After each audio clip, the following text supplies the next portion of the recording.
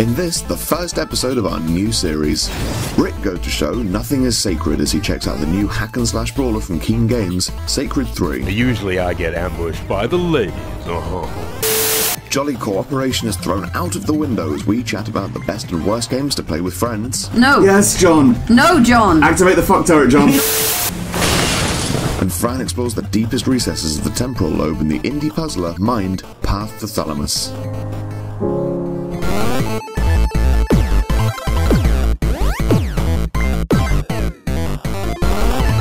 Hello and welcome to Kilobits Season 3. We are back, baby. Oh yeah. Oh yeah? Oh yeah. Is that not how you feel about being back? No, I'm exhausted. Really? I've had a very busy summer. Has it been Really, playing really lots of busy. video games? Oh, look at this segue that I was masterfully trying to work in. Let's all say what we've been doing on our summer hole, shall we? Fran? What games have you been playing? I've been playing like Master's Thesis 1.0. No, not really. I've been playing Harry Potter. You know, like that's a game. Are you trying to shamelessly plug your Let's Play in the main show? Ah, no, it's the potatoes with legs from the last episode. Correct, potatoes with legs. Toby, what's your shameless plug? Well, what are you talking about? I don't have any shameless plugs, but I have been playing a lot of Dark Souls 2. It's the only thing that I ever have time to play anymore, you know? I mean, like this is actually what I've been playing. Like, it's been a huge summer for Dark Souls. We've had the Crown of the Sunken King, which is the first DLC, which has really like injected new life into it. I've also been playing this really old game called Severance, Blade of Darkness. So a game that nobody's heard of. Oh, I've heard of it. So what Well, you're you saying? probably heard of it from him. Yeah, Toby told me about it. So what you're saying is that I'm pretentious and I like one thing. Well, in fairness, I've been playing Harry Potter, so you know I can't really No. like give you shit. What about you? What have you Yeah, been playing? what's your... I've been playing Wasteland 2. Is that more videos that we Yes, can play? actually, I've been recording my playthrough of Wasteland 2. And in fact, I've also I paid in for the premium beta of Elite Dangerous. You don't pay in for no. I don't know, man. You pay in. I know. I hate early access, and I've mentioned it probably once for every breath I've ever taken.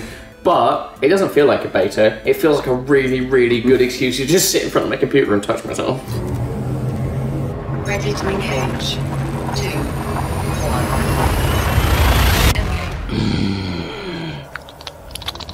1. Wow. Okay. So I mean, this episode will be going out on the day of Gamescom starting up in Cologne. Let's do some baseless conjecture. For example, I think one, Hideo Kojima will be there, secretly in the crowd wearing like a sombrero and a poncho like he always fucking does. Like he loves just being stealthy. Adios, amigos. See, I think Gamescom is going to be like every major gaming conference that's ever happened. In Germany. Ruthlessly efficient. In that Microsoft will throw something together in the last month that's completely not thought out, and they won't have run it past anybody who's actually real. So they'll come on stage and go, "Here is a big shiny presentation for a really bad idea," while I wring my hands and look nervous because I might lose my job again. And then Sony's like got the actually next slot, and they haven't scripted anything, but they've had a bloke just watching the Microsoft guy, and they'll come out and go, "We're not gonna do that!" And everyone goes, "Whoa, this is the greatest idea!" And then Nintendo will come out and everyone will go deadly silent and they'll just go, "Smusher Brothers," and then everyone will just clap. But because it's Germany, they'll just clap, clap once. The thing is, that's not what Nintendo will do because they won't have a guy. They'll just have a video. Oh no, that's alright. Yeah, they'll just come out and go, "Video about the Smusher Brothers." To be fair though, like Nintendo always do super well at every conference because they don't do what everyone else is doing. And when they do announce new content, it's a game where you play as a squid. Why are you not hyped for Splatoon? You're buying a Wii U. I know this about her. Yeah, but the thing is, I'm actually quite hyped about Splatoon. But I'm pretty sure within about 8 seconds of them announcing it, there was already like Rule 34 Splatoon all over the internet. Yeah, and I was just there furiously drawing. This squid girl's like, she needs ink on her face, she needs ink on her face, everyone's getting inks. It was lovely. And that's my issue with Splatoon.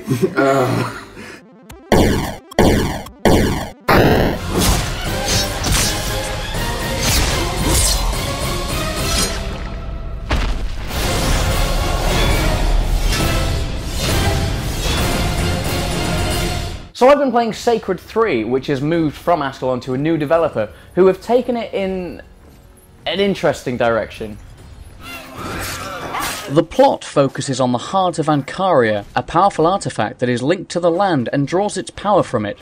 In the opening scene, it is stolen by the main villain, a sinister, malevolent entity of particular nastiness that goes by the name of Zane. It's revealed pretty quickly that it's just the beginning. If he can disrupt the forces of the land enough, he can bend the artifact to his will and become unstoppable. This is where the four heroes of the story, cliched defenders of justice from the four corners of the world, come in.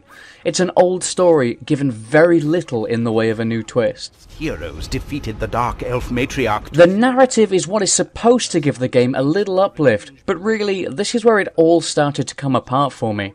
It's laboured humour that tries far too hard to poke fun at itself.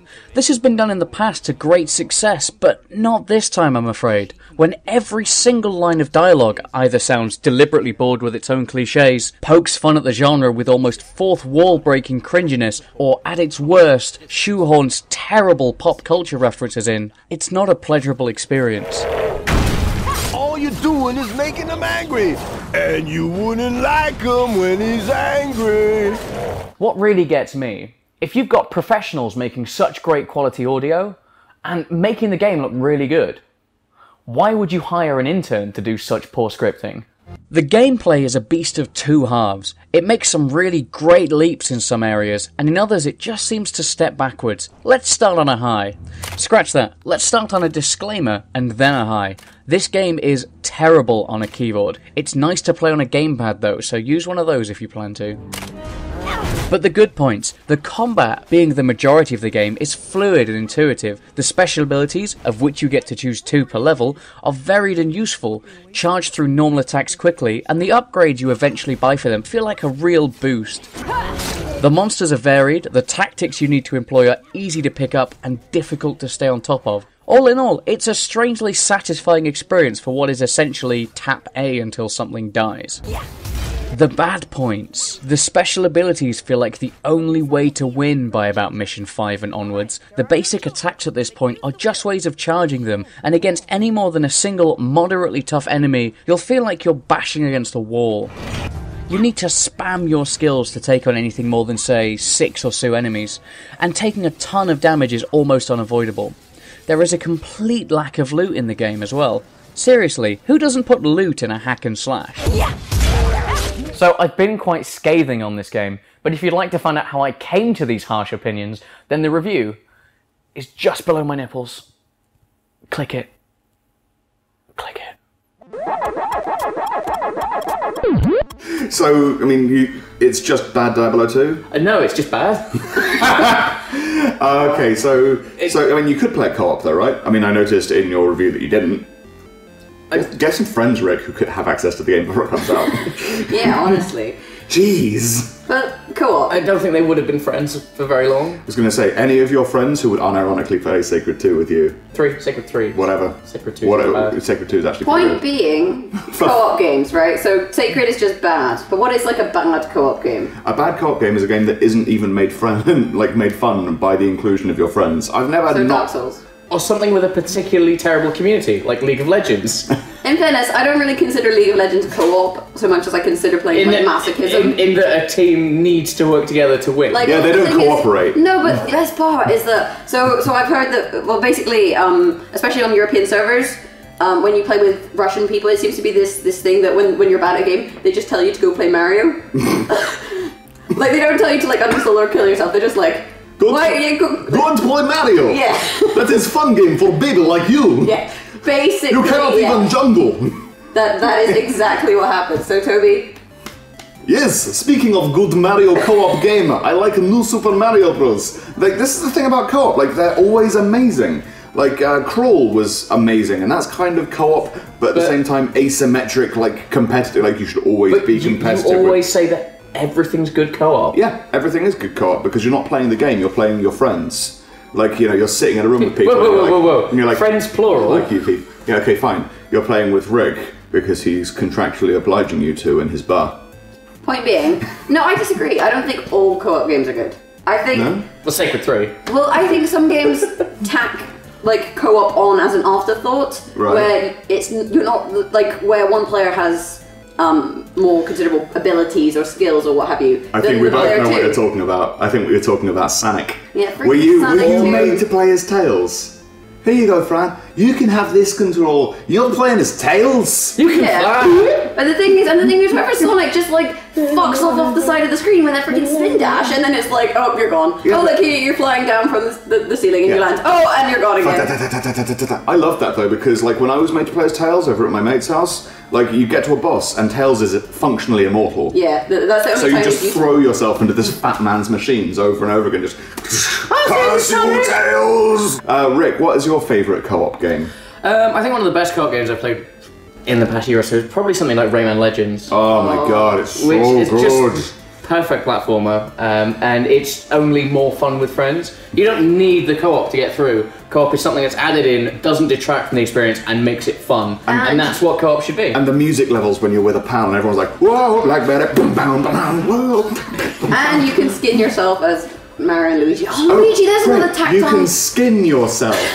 There's another. There's an image of Fran playing Rayman, just like...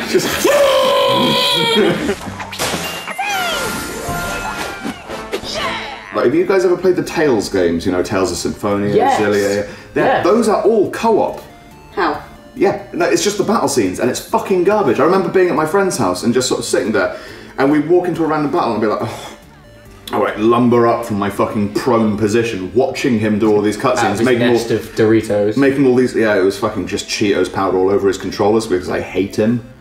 I'm that guy, okay? You bring me over to your house to play a fucking co-op game that isn't co-op, I will leave Cheetos us. This is the thing. I absolutely, like I said, I absolutely hate arbitrarily tacked on co-op. In some ways, Nintendo did do it though, because in New Super Mario Bros, yes, that's great and it's co-op. And then they were like, you know what else we can have? We can have someone who's on the Wii U pad building blocks, like tap the screen and put some blocks in. Yeah, that is not co-op. That's really great though. We call No, it, it's not. No, we call it girlfriend mode.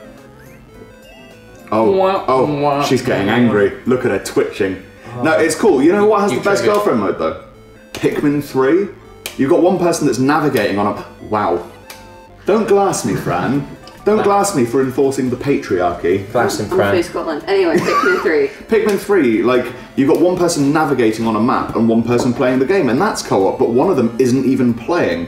I mean, Rick, can you think of any examples of games which have, like, kind of a navigator or someone that's not playing the game who's directly involved in the gameplay? I've got a couple of games like that which were Game Jam games for the Oculus Rift, but it's not something that happens very often. No, it's not, but it's something that really should. It's a new kind of co-op that's sort That's of... not. No, it's not good co-op. How is that not good co-op? Oh, you can be the map. Wait, Oh, look, you can show me where to go. Nightmare. This is the kind of co-op that is designed. Nightmare. Nightmare. This is the kind of co-op that is designed for parents whose kids won't let them play video games because they're annoying little shits. Okay, so they give them Are like, you oh, implying- you can be the map. Are you This actually- is like when you Just give a give your child 8-year-olds Call of Duty. you give them a controller that's not plugged in, and then you tell them that they're playing. That's how you deal with children. You're not good at parenting, Fran. I don't have a kid. That's probably why.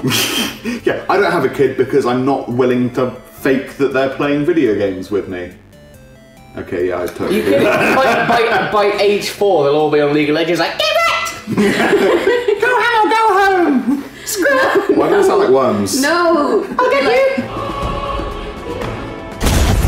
Okay, let's go to something for a nice tasty out. Fran, worst co-op game. I was gonna say anything single player. They're probably pretty bad co-op games. Yeah, that's like me saying, okay, Fran, worst leg. Oh, my arm. Perfect fucking sense, Fran. It's still a limb, technically, but it's not a leg, is it? Oh, it doesn't even walk. It is if you're a cat. Useless. Rick. I'm gonna stand by League of Legends. I'm gonna go with Borderlands because I'm edgy. How is that edgy? It's just bad. You're just bad.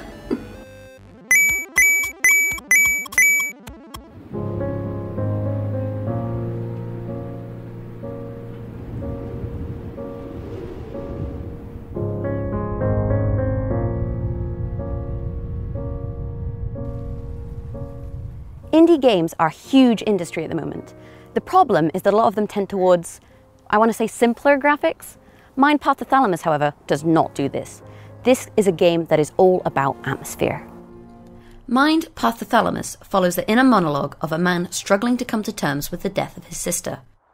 Whilst the game's objective is not initially intuitive, the environments you face are captivating enough to hook the player into the game from the onset. Thrown into the path of a tornado and shouting out for the unknown Sophia, my introduction to the game was one of both confusion and awe. Whilst my role in the situation remained clouded, Carlos sets up a scenario that is graphically both stimulating and stressful. The combination of elegant artistic direction and graceful sound design meld together to create a world you want to discover. And as you explore, you realise the variation that there is. From lush, overgrown forests to vast sandy plains and cavernous rocky caves. This game explores a multitude of environments that titillate the senses. It coaxes the player into wanting more. The immersion generated is incredible. It's no surprise that Oculus support is planned, providing that extra layer. I can see it bringing the landscapes to life and drowning the player in a sea of sensory sustenance.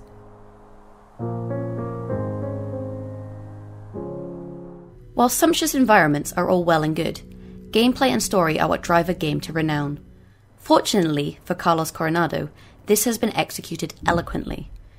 The game revolves around solving puzzles through a variety of abilities the player collects. Day can be turned into night, warping the atmosphere and powering portals.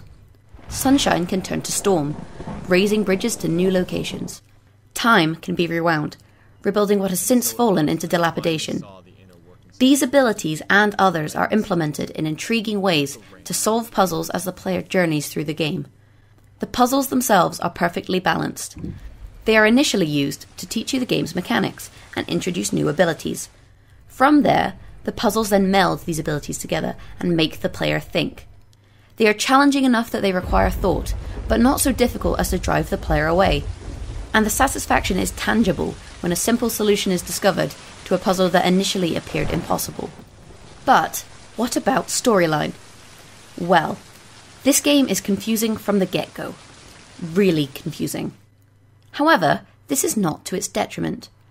Whilst the player begins without any real understanding of what is going on, the narrative drives the player to venture on through the levels. It weaves a tale of the protagonist and the struggles you've faced.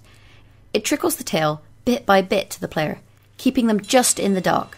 Successful puzzles are rewarded with more story, enticing you to discover more. And as the story progresses, the player gains a sense that whilst the truth may be marred in fog, all will be revealed in the end. Along with fantastic gameplay, Mind Path to Thalamus is a game that titillates the senses. So, if this taster wasn't enough for you, make sure you check out the full game review below.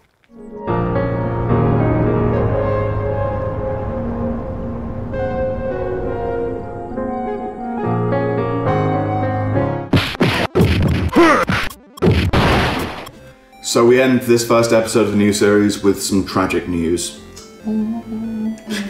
Fran has an insatiable lust for herring und Lutefisk and is moving to a Scandinavian nation to be as far away from us as she can without having to get an actual passport. It's more that I don't want to live in Cornwall anymore. I've been here for a year and I've realised... Fran, are you being sincere about this? Because we're sad about you leaving, but don't fucking insult Cornwall. Look at that fucking bitch. Holy smiling. Shit. You know what, we're not going to miss you. We're going to get someone tall and handsome and charming to replace you. Okay, I'm going to be replaced. 1 out of 3 ain't bad.